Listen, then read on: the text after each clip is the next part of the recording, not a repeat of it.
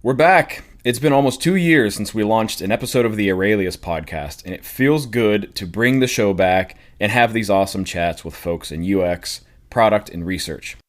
Whether you listen to us for years or you're brand new, welcome. I'm Zach Naylor, host of the podcast and co-founder here at Aurelius. Our first episode back, we have Ari Zelmanow. He's head of UX research at Twilio and has some very solid chops as a UX researcher, having been at places like Twitter, Panasonic, and Indeed. Interestingly, he's a former Metropolitan Police detective turned UX researcher. We talked about that, his transition into tech and UX research, as well as any parallels between being a detective and a UX researcher. We touched on the topic of democratization, and Ari's opinion of that and why he thinks it's the wrong debate for our industry to be having in the first place. As is usual on our show, we talked a lot about learning about how businesses work in order to speak that language, connect your work to what matters, and ultimately have a greater impact as a UX and research person. Overall, we talked about the concept of being a strategic researcher, how the role of UX researcher is evolving, and how we can adapt to be more valuable as technology and the business landscape changes. I hope you enjoy it. Let's jump right into it. All right, I'm here with Ari Zelmanow. How's it going, Ari? Good, Zach. How are you? Excellent. Happy to be restarting the podcast, shaking some of the rust off. We did this pretty frequently for a number of years, and I think it's been, I have to double check, but I think it's been 2 years since we actually did an episode of the podcast. You're the first one we're recording coming out of retirement, so to speak. I'm excited to chat with you. Appreciate you jumping on. I am super excited too. When you and I were talking about the possibility of reigniting that, I was super psyched because, to be honest, I'm a fan. You know, like I'm a fan of your work. I'm a fan of your positioning. I'm a fan of like your advocacy for research as a field, and so it was just super psyched to be here. Awesome. Well, yeah, I'm excited to chat with you. Before we jump in, I think it would be really great for you to introduce yourself, talk a little bit about your background for anybody who is going to be listening to this that maybe doesn't know who you are, isn't familiar with your work and your thoughts. Just kind of give some folks a background of where you're coming from. Sure. So my name's Ari, obviously. I am the Sherlock Holmes of consumer and market behavior. People wonder how I own that space. It's because I was a Metropolitan Police detective turned market detective. If you have ever seen episodes of The Wire or Law and Order or NYPD Blue, I did that. I did that in a big metropolitan city. I investigated everything from homicides to aggravated assaults, robberies, child abuse, all the different types of stuff. And then went back to school, got my master's, my doctorate, and then ultimately went into the world of organizational psychology. And when I went into the world of organizational psychology, I didn't love it. Entered the world of market research and it just caught. Started investigating like consumer, like foresight and trends, consumer behavior, new product innovation. Really, really loved that. Got bit by the tech bug. Ended up building and scaling research teams at some pretty reputable companies. Panasonic, a company called Quantive. GTM Hub, which was GTM Hub, Indeed, Twitter, before it turned into what it is today, and now I'm on a mission to elevate what insights and research should be in the future. That's kind of it. Nice.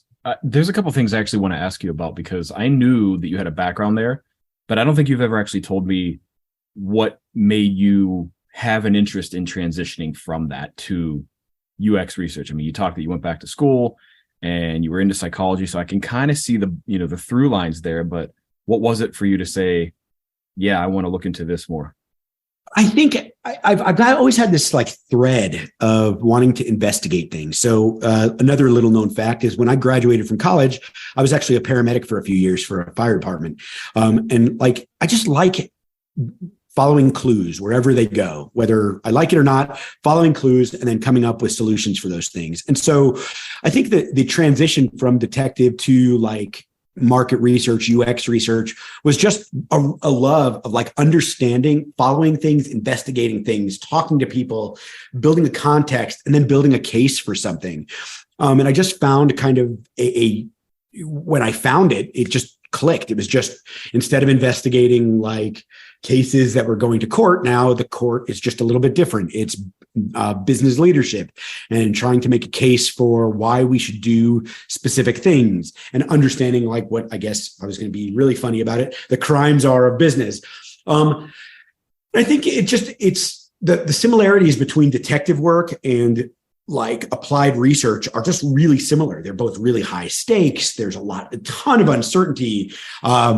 There's the clues can take you everywhere. And what's funny is people think of research in terms of like this deduction, and it's really abduction that matters. It's building upon a body of evidence. It's building a case based upon one thing at a time. Like you get somewhere and you hear a statement, and then you follow the statement and you check the video, and all of a sudden you've got this like case of things that point you to a specific direction. Same happens in business. It's just a really good fit. So this is really interesting because even as you're describing it, I can start to see, how and where some of the thoughts I've seen and heard from you come from.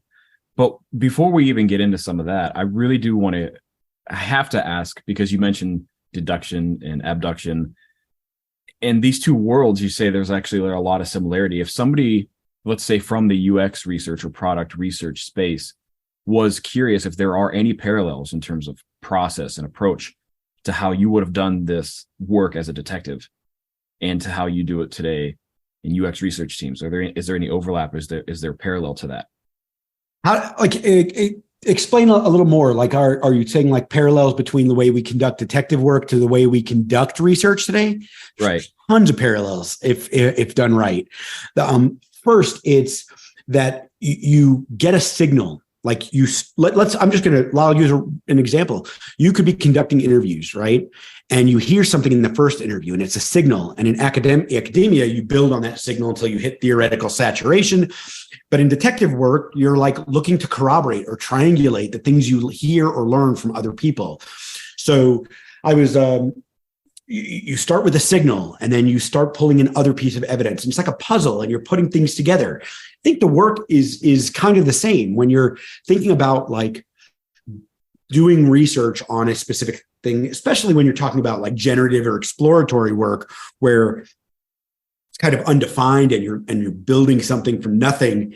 It really aligns. But even without it, it's really understanding like different pieces of evidence, weighing that evidence. So like, this is really interesting. I'm become increasingly fascinated with the, I'm going to call it disdain for qualitative research, like where people are like, well, it's not as strong and rigorous as quantitative research. Mm-hmm. Well, I posit this. It takes 12 people in a box to convict somebody of murder. 12 people listening to testimony. It's not big data. It's listening to testimony from a variety of different sources to decide whether somebody did something or didn't do something. That's qualitative research. Mm-hmm. You're listening to a bunch of different things. You're pulling together. Yeah, sure. You're pulling together data and you're pulling together other things, but you're really building a case for something. And I think it's about understanding. So like the difference between like direct and circumstantial evidence, like direct evidence being something that you actually see and circumstantial being like, well, it's a part of the circumstances.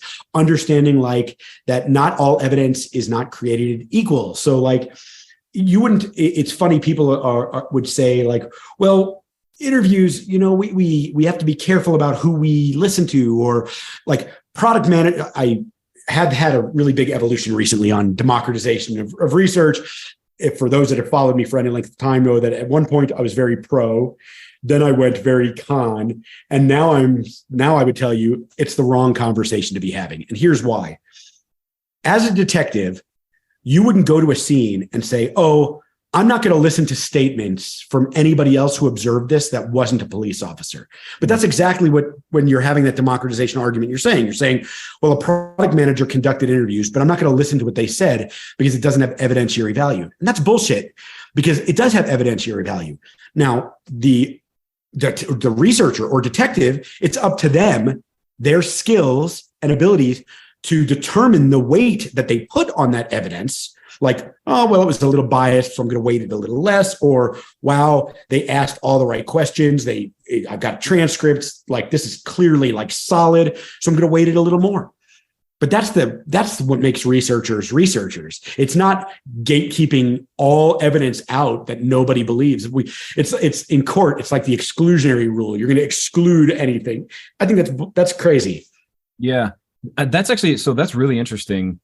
I didn't expect it to turn into that, but I do want to pull on that thread a little more because I have definitely read and heard your thoughts on democratization and kind of how that changed it. And hearing your reasons why that's changed, I think is like extremely valid for the evidence that you brought forward to say, here's why that's like not even the right thing to think about.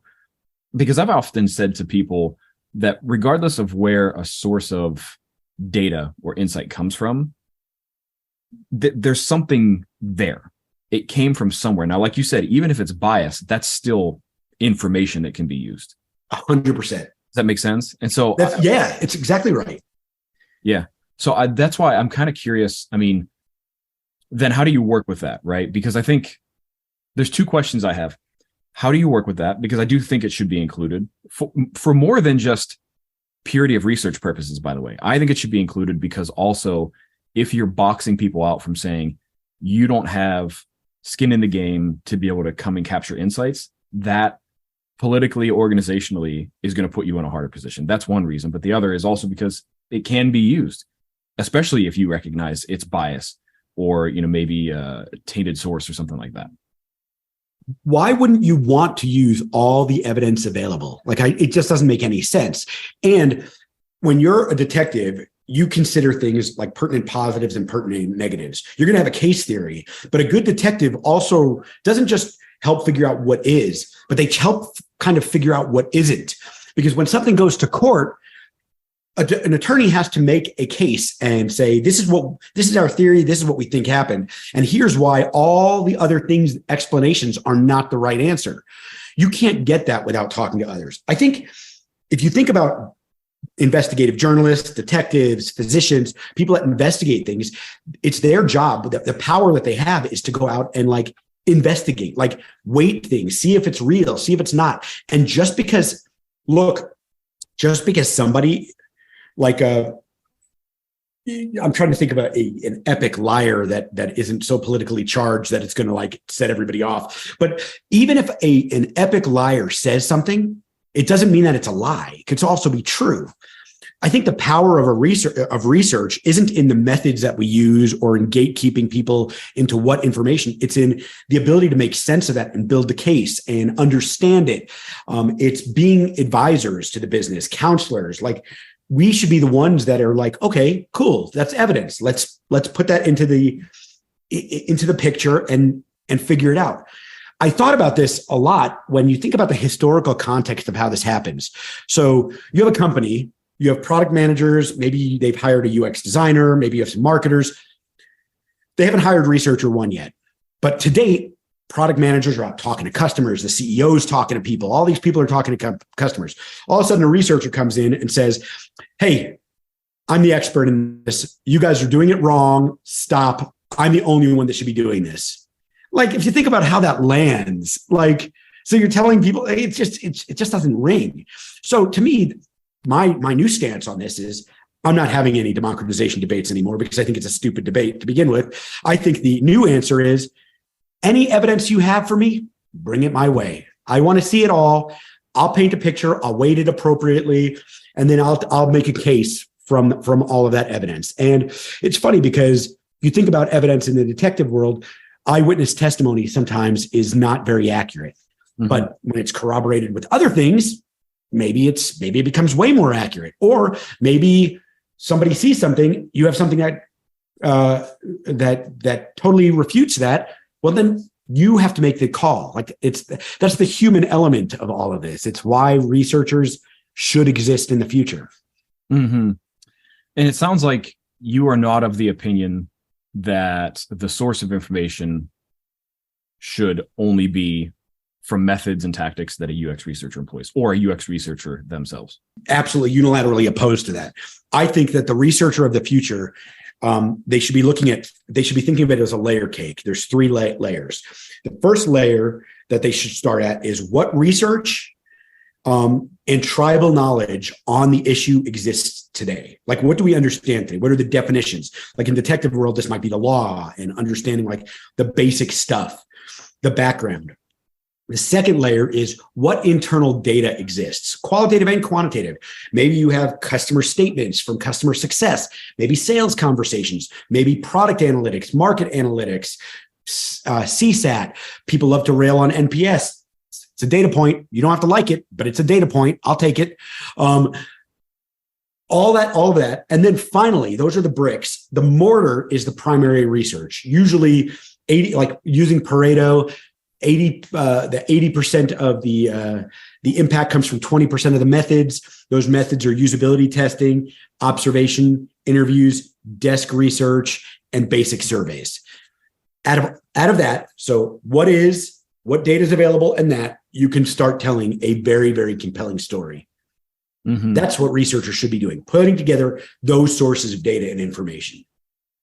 So the way you just ended that, that's what researchers should be doing. That was the one thing that I wanted to ask you, is that, you know, if anybody in the organization can and maybe, you know, arguably should be collecting data, gathering research in some way, formal or informal, what does the role then? What is the unique? We're talking about business. What's the unique value prop of a UX researcher to play in all of that if everybody is gathering data and doing research?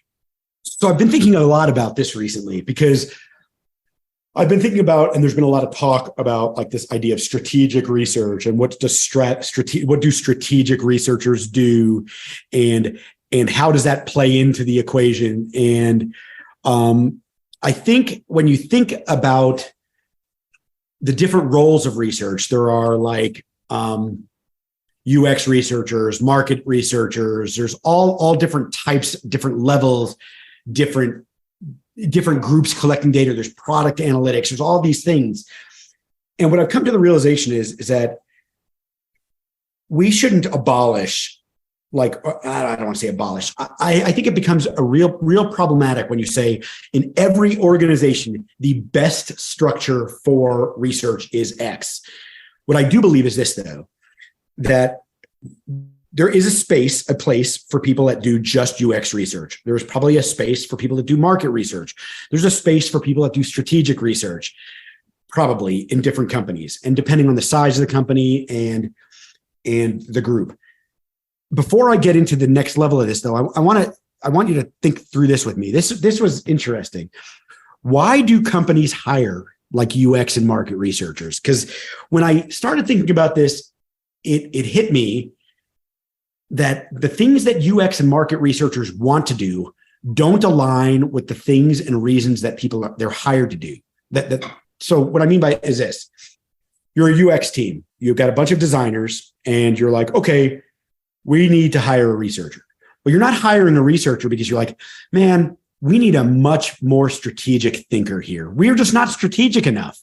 They are hiring somebody because we need to outsource a part of our job so we can focus on other parts of our job.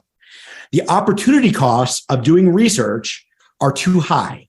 We want to spend more time doing other things, building design, thinking strategically, whatever it is. So they're outsourcing a part of the job. They're not like, we can't do the strategic stuff. So when researchers come in and they're like, well, I want to be more strategic.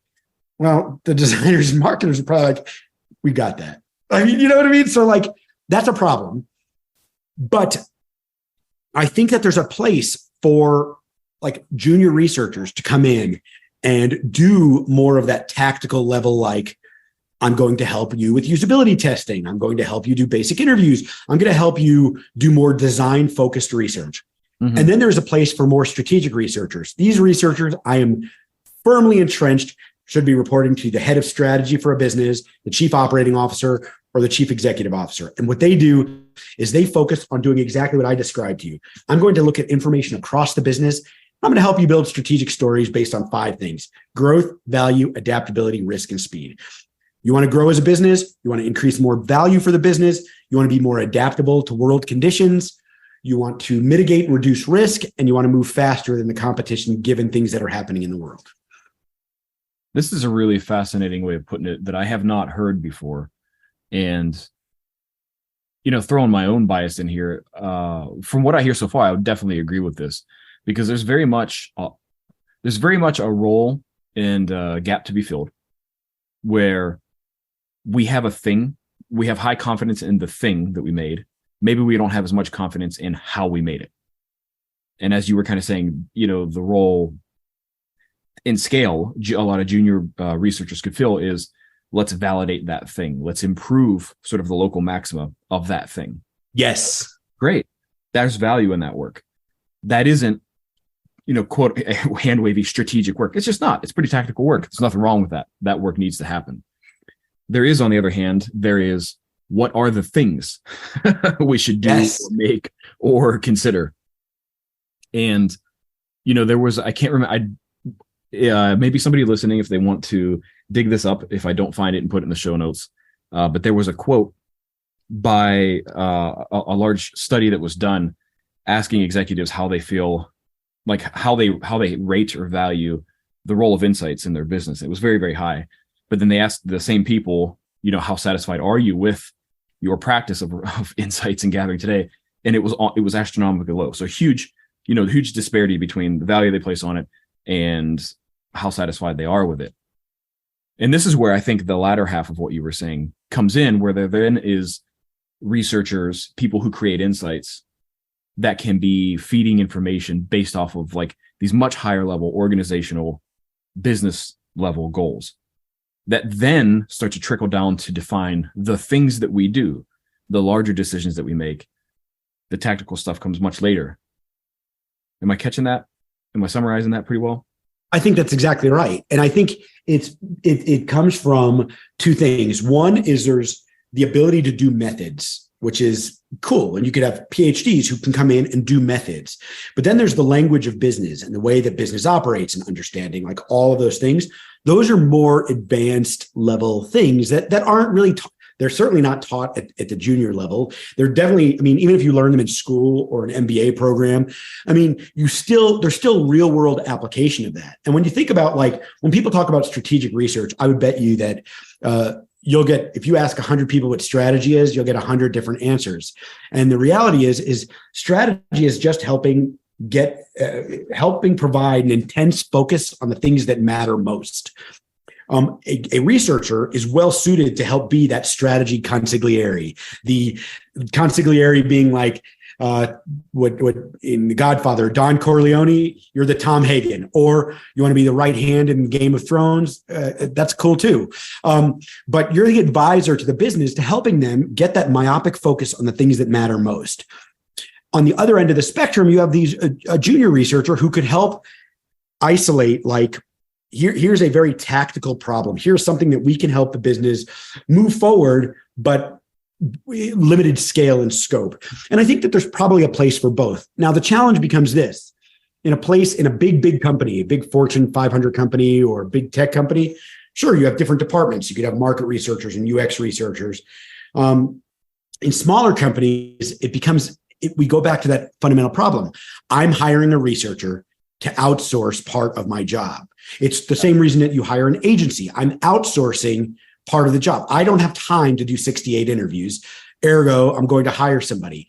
Now, I think that that distinction is important. I think the other distinction that you have to make that I'm still wrestling with is the idea of, okay, if you have UX researchers and market researchers in different areas, how do you make sure that you are laddering up that data to a central point? And that's where all companies, this is where I've been talking about lately, is this strategic insight and foresight team.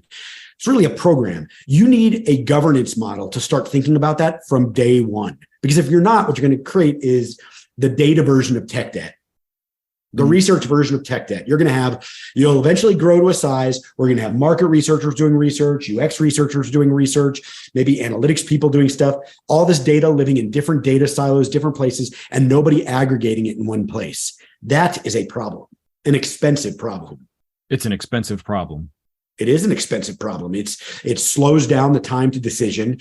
To fix it, you now have to go back and rework all of these things. And you are now competing against companies that are doing that. And so look at no further than the world right now with AI, machine learning, natural language processing, large language models, the influx of companies trying to build the next coolest thing faster than everybody else. Mm-hmm. And speed matters. The winner of the data race, the winner of the insights race isn't in who has more data. It's in who can use more data faster. Yeah, that's a really interesting way of putting it. Who can do something with it meaningfully. 100%. Doesn't matter. And if you don't have that thought ahead of time, or people thinking about it, if nobody's thinking about this, it's not getting done. It's startup 101. If something's not assigned to somebody, it's not happening. So what you end up with is a bunch of the repository problem. You have a bunch of stuff stored in a bunch of places, but nobody like really pulling it together.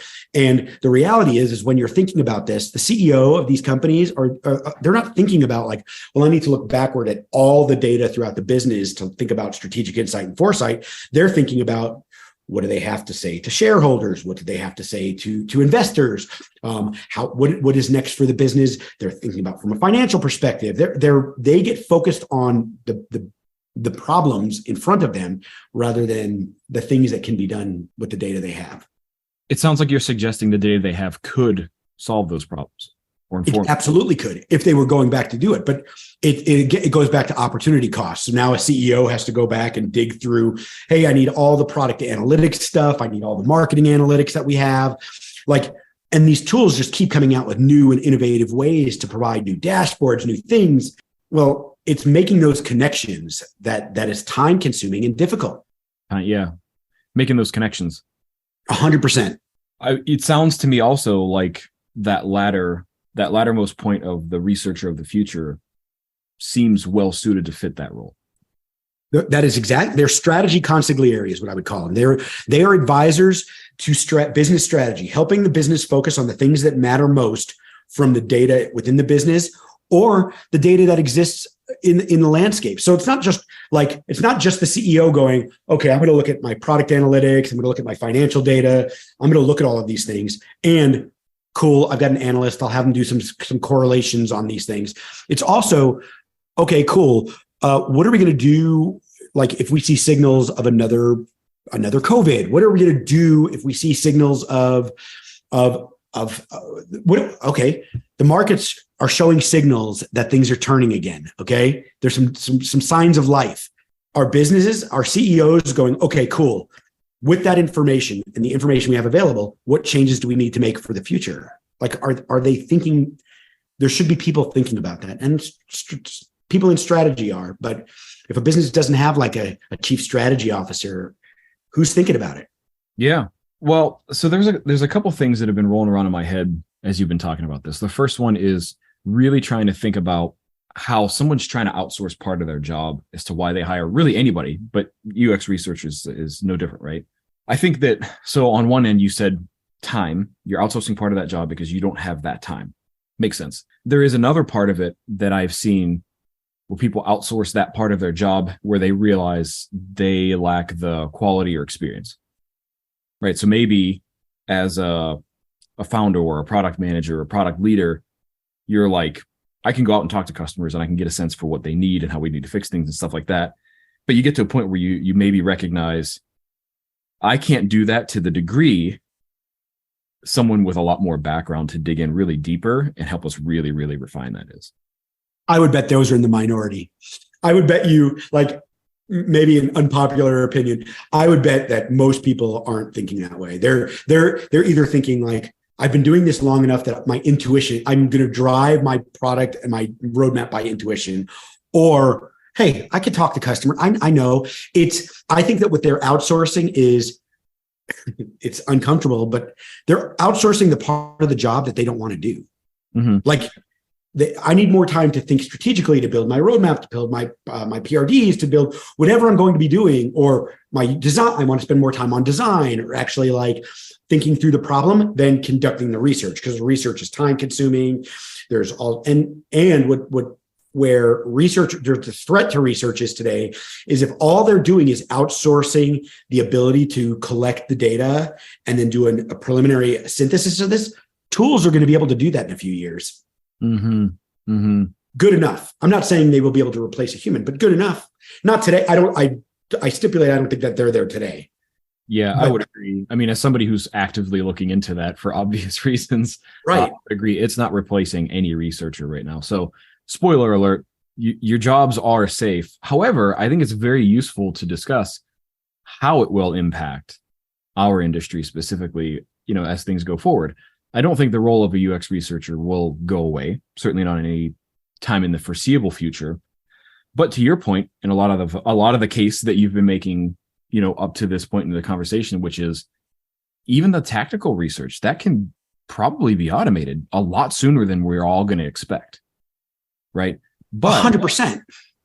But there's a lot of what happens. And again, I'm going to touch on some things that you've said that resonated with me as to why this is not such an easy fix to automate or, AI is going to take over.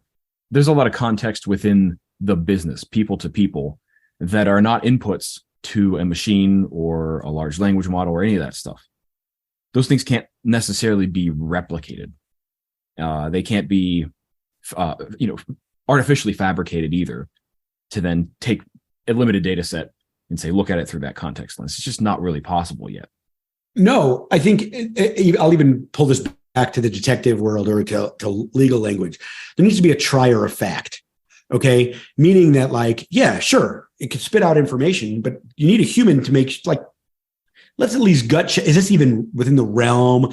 Should we corroborate it? Should we triangulate it? I mean, I wouldn't, if I had $1 million, I'm not going to trust something with giving me what I should do with the $1 million without knowing where that advice is coming from or what it means. I want to know more about what's in the black box before I trust that. And I think I just think that's an important point, is that I don't think the job is going away either, but I do think that the signals we're seeing is that the job of researcher is going to change. The idea that, that we are required to go out and do just primary and secondary research and bring that back to the business, and the business is going to make decisions. I don't think that that's the right angle anymore. I think we shouldn't be just collecting data or just presenting insights. We should be delivering counsel and a point of view to the business. And I think that is the trend that we're going to see more in the future. Mm-hmm. Yeah. Yeah. And I mean, I think that would actually be a very positive thing for our industry. And I would also wager a guess that anybody who's been doing this long enough would probably agree with you. Yes, that is the role UX research should fit into the businesses we work for. So the big question is, what is the gap between where we are today and that? And how do you fill that gap? How do you get there? I think there needs to be some level of training. So if you go to LinkedIn today, you will find a shitload of data and information saying hey, interviews or usability tests, or they'll talk about all the methods and up leveling and all the training. There's boot camps and skills, and they're not even all research boot camps, but there's training for junior or people wanting to transition over or get into the space. But there is very limited amount of training for mid to senior level researchers wanting to go to the next level. Now, selfishly, I teach a course that does that. And so I'm plugging that here real quick. It's called The Influential Researcher. But putting that aside for a second, what's important about that is it teaches people how to build a business case based upon the things that a business cares about. So in our field, you'll hear people say, we want to create delightful experiences. We want to understand what people really want, what people need to be able to use a product. Cool. Not denying that those things are important. The problem is that when people are making those statements, they're not explicitly connecting them to something the business cares about, which is growth, value, adaptability, risk, speed. There's very little training teaching people how to develop and present a point of view to things without qualifying it, hedging it. There's a whole bunch of work out there on trying to find consensus or work with others, but there's very little on principled negotiation, or how to land on something, or how to hold your position if you think you're right, even if other people think their position is right. Mm-hmm. And there's all of that ties into that. It's about evidence collection, which I think you should do, taking a detective type approach. I think it's building a case from that evidence. So it's following the facts wherever they go, whether you like it or not. And then there's negotiating an outcome. And what I mean by negotiating an outcome isn't like negotiation like we normally think of at the car dealership, where you're like, oh, I'll give you $20,000 and I'll say $18,000. Negotiating is just steering around or through something to get to an outcome. And the outcome for us is decisions. We want better decisions. Yeah. And research, historically, we play this game of talking about methods and tools. And then you'll even hear some talk about measurement of impact. Yet in almost every place, with the exception of where I'm at now, and right now is when it's happening, measurement of impact has always been like this, like flimsy, shitty, I don't even know what it is. How we measure impact now, it's really funny. It hit us a few weeks ago, is there's 5 levels: attention, interest, desire, action, and then the gold standard. And I'll tell you, attention is, are people aware of the research we're doing? And what's cool is in Google Docs, there's actually analytics that show you if people are reading your shit. Like, wow. So now you can actually quantify if people are aware of your research. Interest, there's also an analytic in there that shows you comments.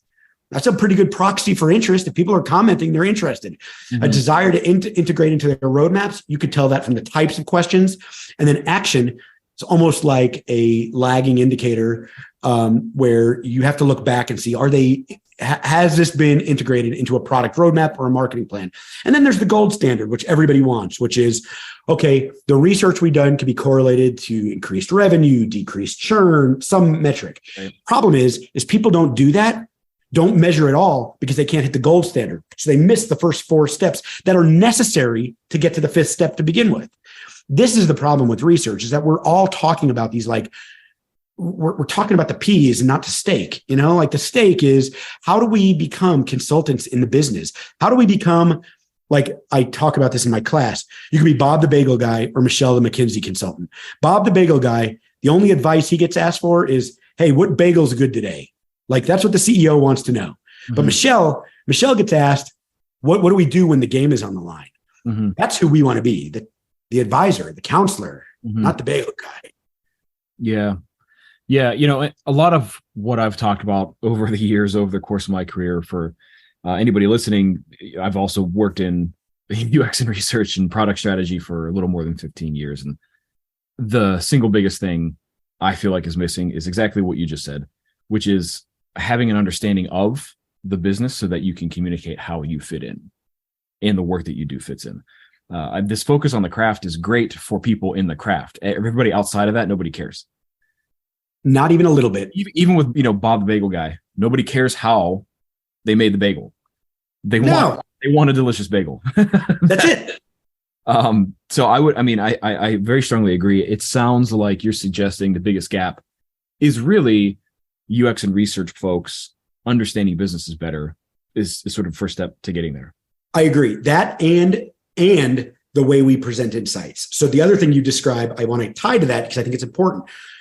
We historically have focused on output for so long that we've stopped focusing on outcome. And so the way we deliver insights is a deck. That's just what we do. That is anybody asking, is that the best way? I can tell you, I work at Twilio. We don't present in a deck anymore. We have a special format I developed called a point of view document. It's a completely different way of presenting insights. It's short form. It aligns with how humans connect with and interpret information today. If you aren't thinking about those types of research, isn't just about, like you said, the craft or the methods. There's a process of delivery and trying to get synthesis of information and ultimately catalyzing some sort of action from it. Mm-hmm. Senior researchers need to be thinking about that. We need to be able to turn data into stories into strategies, and strategies into outcomes. Not like outputs, not decks, not like, and it's remarkable, really. Even the way that we do business is fucked up a little bit. Let me follow this for a second. 20 years ago, you wanted a video game, right? You and I, we had probably Apple computers. I'd go to the store, I'd buy a box off the shelf, and I'd have to bring it home, and I'd play my video game. I'd put it in disk drive, probably 8 discs or whatever. Okay, but here's what's interesting about that. When they developed that game, they had to do a lot of research on the front end, because once it was boxed up, it was over. Mm-hmm. It was shipped, done. Today, software could be sent out. Now, I know that you can't actually do this, but you could technically.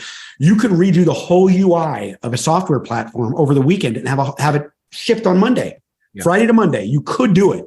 Mm-hmm. You could ship repairs, fixes, bugs. All that stuff could be fixed in real time. Now, look at the research process. Historically, research goes from discussion guide, like research objectives to questions, development of instrument. It's very linear, ultimately ending in a report. Now, when software development sped up, all we did was say, okay, we're going to be agile with our process. And so we shortened that same line. It's the same line. We just do it faster. Mm-hmm. Mm-hmm. That's not a very detective way to do things. Detectives will build upon a body of evidence over time. So rather than go, we need to do 60 interviews over 6 weeks, we'll do 6 interviews 1 week at a time over 10 weeks and report every 10 weeks. I say all of that, and it's a long-winded way of getting to the point that research has not evolved with the way that software development or even product development has evolved. If we don't make some changes, I mean, we're going to continue to run into the same problems we're running into today, which is a lack of perceived value in the market, as evidenced by disproportionate layoffs in that space. Mm. One thing that has been kind of sitting in the back of my mind, I really want to ask you this. I know we only have a few minutes left, but given your background and experience as a detective and now as a UX researcher, that whole perceived value, did you ever experience that as a detective doing research? Well, it's interesting. When I left the police world and entered private sector, it was hard to shake that detective halo, because there's some perceptions about police officers and detectives in the world. And certainly it took a while for me to get even though I had 2 advanced degrees, it took a while to shake that.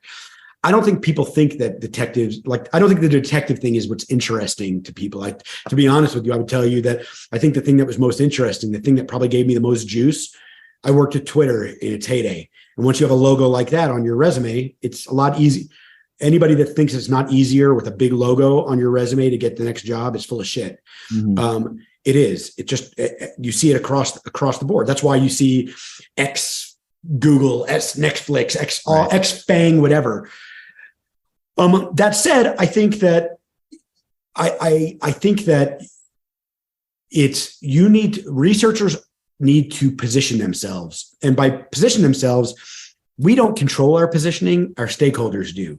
And right now we've trained stakeholders to accept us in a certain way, which is however you're showing up at work. And if that's like, I'm going to bring you data and insights, you'll make decisions. That's how they've been conditioned. That's how they're going to behave. But if you go to them and you say, hey, I've got a point of view on this. This is what the business should do. Let's talk about it. Then they're going to treat you that way. And that's kind of, I think the detective thing gave me that. Yeah. Well, that's kind of why I asked that, is because there was a lot of different parallels I was drawing in my mind, so you say, as a detective, you gather all of this evidence, you continue to build on a body of evidence until such time where you're going to share that. And then some other people are going to make a decision based off of that. The detective doesn't make the decision. And no. I translate a lot of that into what's happening in UX research. There's people gathering data, sharing insights, but they're not the ones making the decisions. Now, I really hesitate to ask the question, is that right or wrong? I don't know that that's so much important, but what do you make of that? Is it because there's a separation of those kind of things in other places in the world? Does that make sense? I think so. I think how I would respond to that is that, yes, detectives come up with, we'll follow the facts, and then we'll say, we believe X happened. This is the person who did it. This is the story.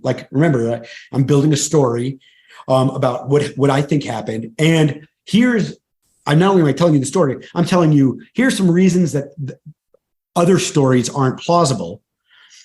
And then I present that to a circuit attorney. The circuit attorney says, sounds right. We're going to issue charges. And then it goes to court in front of 12 a jury of their peers. The case is made. They're the triers of fact, and they say, "Oh, I believe the prosecution's evidence, or I believe the defense's evidence," and the decision is made. Now, that's such a cool parallel is, as a researcher, as a detective, as a strategy detective, strategic consigliere, your job is to build that case and present your case. You're now the prosecution. The other side is the defense. They're going to build their case. And then what's going to happen is the business is ultimately some stakeholder, some leader, hopefully, is going to be listen to that, make a determination, and they're going to move forward. And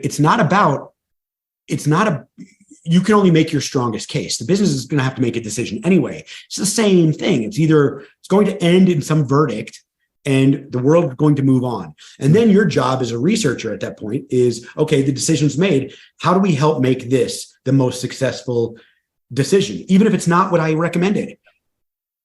Yeah. Not something we talked about, but that last part is a really, really important point of distinction for real professionals and real leaders, frankly, is that maybe you weren't on board with the direction or decision made, but a real leader and a real team player is going to say, well, I'm going to do everything I can to make it successful, in spite of the fact that maybe it wasn't my first choice. And so this is the distinction between a consultant or a tactician and a technician. A tactician will make sure their point of view is heard, understood, and presented. A technician will just do whatever the business tells them to do. A technician goes in and says, what do you want me to do? A tactician says, this is what we should do. Here are the reasons why. Here are the reasons we shouldn't. Here's what it'll take to make this happen.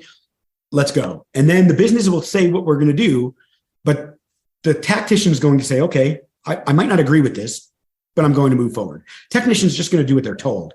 And if all you're doing, this is going back to the UX thing, or the researchers who are hired to be outsourced help. This is where you got into this world of service organizations. What do you want us to do next? Here's the roadmap. I need you to test these things. And so they'll just all they do is work the roadmap. They work the roadmap. And if you're working I'm not saying that I don't want to get into whether there's value in that or not. I think that there's lots of problems with that, but I also think that, to your point, there are some benefits to that. That said, that is a very different world than those that are part of the business, helping move either the product strategy, the marketing strategy, or the business strategy forward using strategic insight and foresight. Makes sense.